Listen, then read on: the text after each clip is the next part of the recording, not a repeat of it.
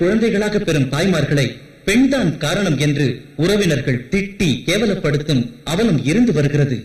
இதனால் சில சமயம் தற்கொலைகளும் கொலைகளும் நமது நாடெங்கும் நடக்கின்றன. ஆணின் உயிரணுவிலும் பெண்ணின் உயிரணுவான முட்டையிலும் 23 ஜோடி மரபியல் இழைகளை கொண்ட குரோமோசோம் உள்ளது. அதுவும் அதில் உள்ள 23வது ஜோடிதான் ஆனா பெண்ணா என்று தீர்மானிக்கக்கூடிய சக்தியை கொண்டுள்ளது. இந்த குரோமோசோம்கள் எக்ஸ் அல்லது ஒய் என்று இரு வகை உள்ளது. பெண்ணின் முட்டையில் எக்ஸ் குரோமோசோம் மட்டுமே உள்ளது. ஆனால் ஆண் உயிரணுவில் சிலவற்றில் எக்ஸ் குரோமோசோமும் சிலவற்றில் ஒய்யும் உள்ளது.